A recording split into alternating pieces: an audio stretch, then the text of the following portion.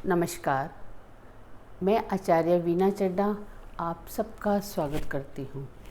Happy Pitrupaksha यानी बड़ों का दिन। आजकल हम लोग पास्ट लाइफ कर्मा की बात कर रहे हैं। उसी सिलसिले में मैं आपको बता रही हूँ, अक्सर हमारे साथ ऐसा होता है ना, हमारी ज़िंदगी में कभी कुछ ऐसी प्रॉब्लम आ जाती हैं, ऐसी उलझन आ जाती है जिसका कि हमको कोई लॉजिक समझ में नहीं आता। बहुत बार ऐसा देखा है ना, सब कुछ होते हुए भी लोगों की शादी नहीं होती, और कई बार तो उस फैमिली में किसी की शादी ही नहीं होती, और अगर शादी हो जाती है तो शादी खराब हो जाती है, संतान नहीं होती, और अगर संतान हो भी जाती है तो उसको कोई ऐसी लाइलाज बीमारी लग जाती है कि डॉक्टर के पास भी कोई जवाब नहीं होता, डॉक्टर भी समझ नहीं पाते और कोई ट्रीटमेंट नहीं मिलता। अगर ऐसा नहीं होता तो संतान से रिलेटेड कई तरह के दुख मिल जाते हैं, और बहुत बार सब कुछ ठीक होते हुए, अच्छी एजुकेशन होने पर भी प्रोफेशन कभी टिक नहीं पाता, यानी कभी प्रोफेशन में हमको सफलता मिल ही नहीं पाती, और इन बातों का जवाब किसी के पास नहीं होता। फिर हार के हम लोग एस्ट्रोलॉजर के पास जाते हैं। फिर एस्ट्रोलॉजर हमें पितृदोष की बातें बताता है, या हमें राहु केतु से रिलेटेड कोई स्टोरी बता देता है। आज मैं उस स्टोरी पर नहीं जा रही।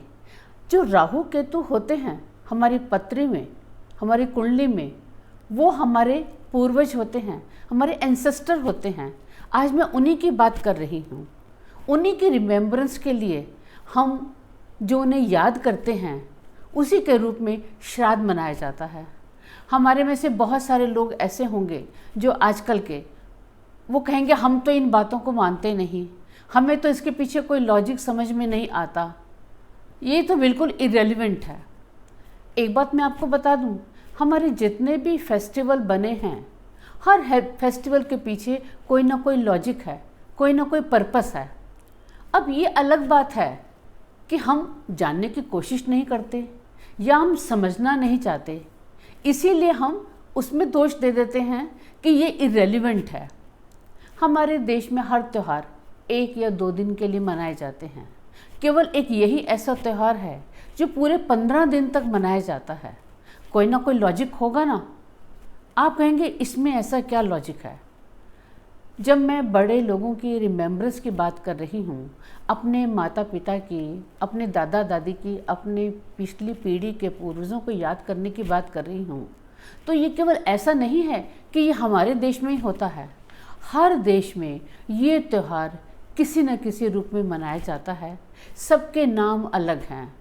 कोई इसको हैलोवीन कहता है, कोई इसको रिमेम्बरेंस डे बोलता है, कोई इसको ल्यूपोन बोलता है, कोई इसको फेनलिक बोलता है, कोई इसको मॉरिशस मदर डे बोलता है।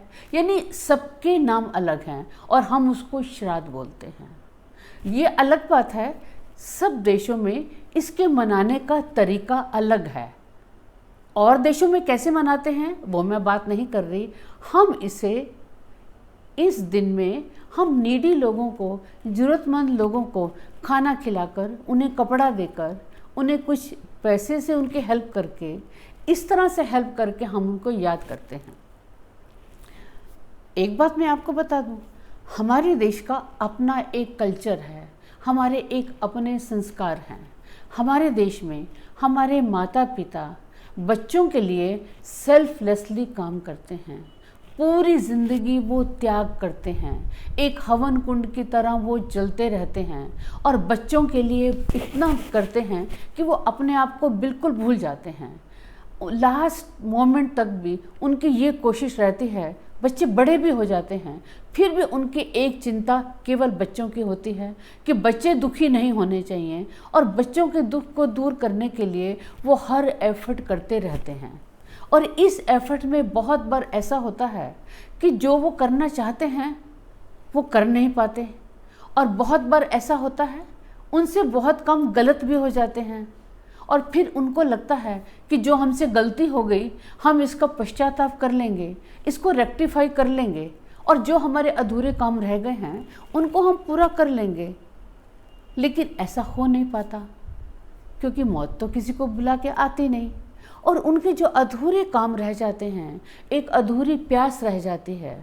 और बहुत सी बार तो ऐसा भी होता है कि जो संतान है, संतान अपने माता पिता के लिए कुछ नहीं कर पाती, और बहुत बार तो अपने ग्रैंड पेरेंट्स को बहुत से बच्चों ने देखा भी नहीं होता, और ग्रेट ग्रैंड पेरेंट्स के बारे में तो केवल सुना ही होता है।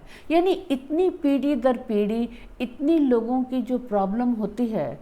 और बहुत बार ऐसा होता है कि हमारे पूर्वज अनटाइमली इस दुनिया से चले जाते हैं। यानी जब वो ऐसा जाते हैं, बहुत कुछ मन के अंदर उनके दबा हुआ होगा, बहुत सी उनकी ख्वाहिशें होंगी, बहुत सी उनकी चाहत होगी, लेकिन सब दबी की दबी रह जाती है। अब ऐसे में क्या वो खुश होंगे क्या? आपने देखा है ना, जब किसी की डेथ होती है तो हम एक ही बात कहते हैं, रेस्ट इन पीस, यानी इनकी आत्मा को शांति मिले। लेकिन जब हम अपनी ज़िंदगी में कुछ अधूरे काम छोड़ के चले गए, कुछ गलत काम छोड़ के चले गए, कुछ करना चाहते थे वो भी हम नहीं कर गए, तो वो शांति कैसे मिलेगी? अब आप कहेंगे अगर वो छोड़ गए तो श्राद्ध करने से उनको शांति कैसे मिल जाएगी?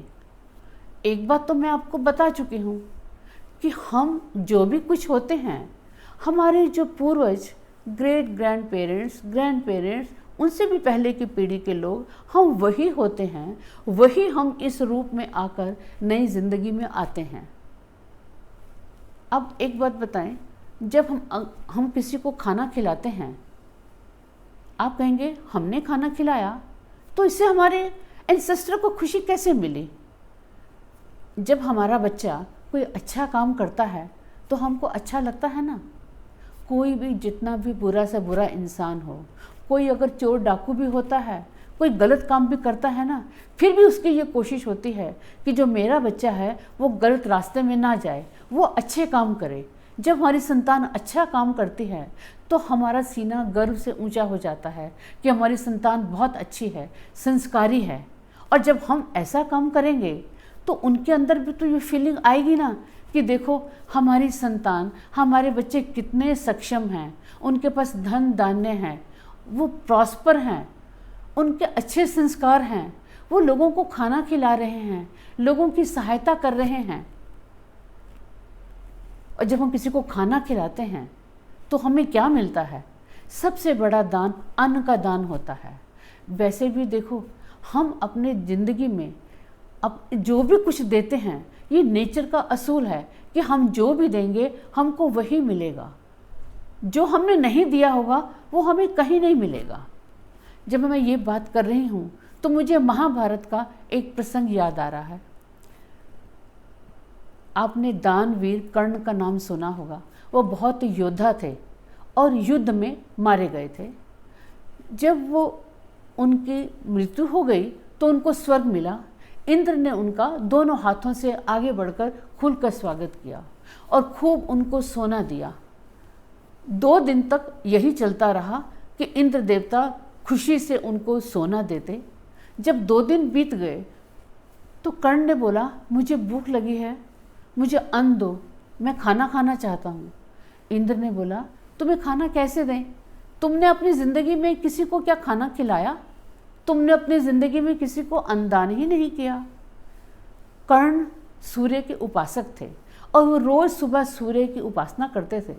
उपासना करने के बाद उनके दरवाजे पे जो भी कोई आता था उसको वो सोना और अपने आभूषण दान करते थे। और वो रोज़ सोना दान करते थे, आभूषण दान करते थे, लेकिन उन्होंने कभी अन्न दान नहीं किया था। फिर उन्होंने इंद्र से रिक्वेस्ट की कि मुझे केवल 15 दिन की मोहलत दो, मैं इस पृथ्वी लोक पे जाना चाहता हूँ और अन्न का दान करना चाहता हूँ। और कर्ण को पृथ्वी लोक में भेजा गया। हमारे यहाँ श्राद्ध की परंपरा केवल महाभारत युग से नहीं है, बल्कि इससे भी पहले लॉर्ड रामा के ज़माने से है।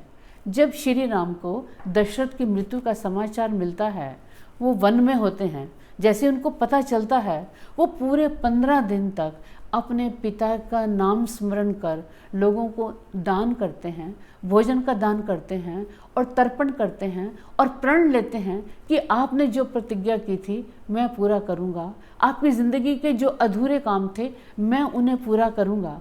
जब हमारे माँ बाप चले जाते हैं, हमारे लिए वसीयत छोड़ के जाते हैं, सब कुछ छोड़ के जाते हैं और हम उनका भोग करते हैं।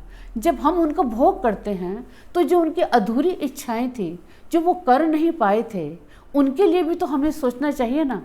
जिन्होंने पूरी ज़िंदगी हवन कुंड में डाल दी केवल हमारे लिए, क्या हम 15 दिन उनको याद नहीं कर सकते? उनको याद करके, उनका स्मरण करके, उनके अधूरे कामों को सोचते हुए और कुछ अच्छे काम नहीं कर सकते?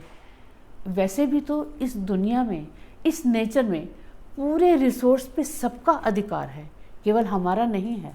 लेकिन अगर इस ज़िंदगी में कुछ लोग डिप्राइव हैं, जिनके पास खाना नहीं है, भोजन नहीं है, अगर हम उनको खाना देते हैं, भोजन देते हैं, तो हम कोई दान नहीं कर रहे, बल्कि हम शेयरिंग कर रहे हैं। तो जो ये श्राद्ध है वो शेयरिंग है, लेकिन करना इसको श्रद्धा के साथ है।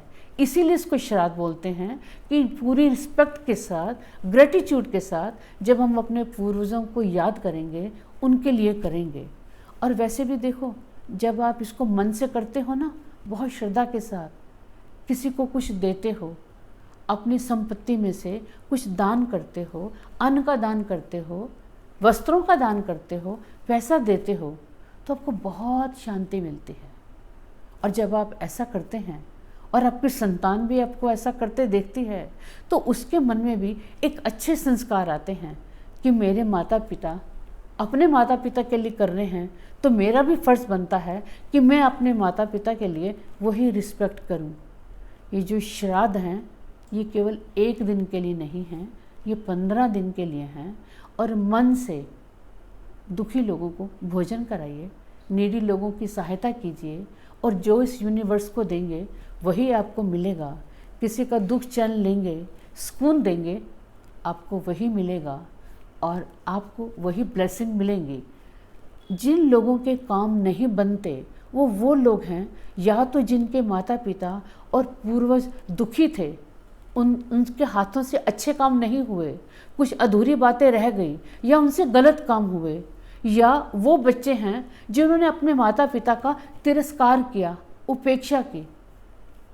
यकीन मानिए, अगर आप किसी तीर्थ स्थल पे नहीं जाते, कोई बात नहीं, मूर्ति पूजा नहीं करते, वो भी कोई बात नहीं, भगवान को नहीं मानते, वो भी कोई बात नहीं, लेकिन अगर अपने माता पिता का, अपने पूर्वजों का तिरस्कार करते हैं, उनको दुख देते हैं, उनको पीड़ा पहुंचाते हैं, तो यकीन मानिए इस ज़िंदगी में आपके पास कभी ब्लेसिंग नहीं आ सकती।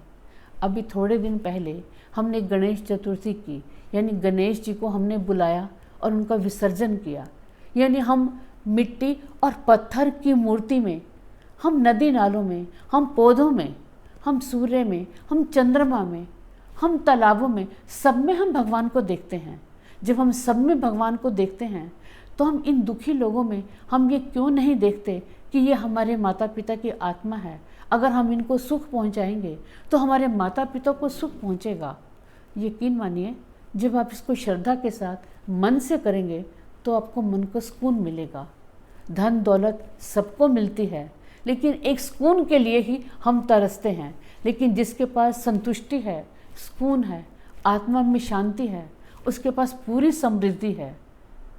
और पहले गणेश चतुर्थी आई, इसके बाद हमारा श्राद्ध यानी बड़ों की पूजा, उसके बाद हमारे सारे त्यौहार। आपने देखा है ना, आप घर में कोई अनुष्ठान करते हैं, शादी ब्याह करते हैं, पूजा करते हैं, तो पंडित जी क्या करते हैं? सबसे पहले गणेश जी की पूजा कराते हैं, उसके बाद कहते हैं अपने बड़ों का नाम लें, पूछते हैं ना आपका क्या गोत्र है, उन गोत्र पूछते हैं, कहते हैं माता पिता को याद करो, बड़ों को याद करो। शादी ब्याह भी होता है तो सबसे पहले उनके लिए भोजन निकालते हैं कि इन्हें बड़ों का खाना है। तो सबसे पहले गणेश जी की पूजा, क्योंकि वो केतु हैं, वो भी हमारे पूर्वज हैं।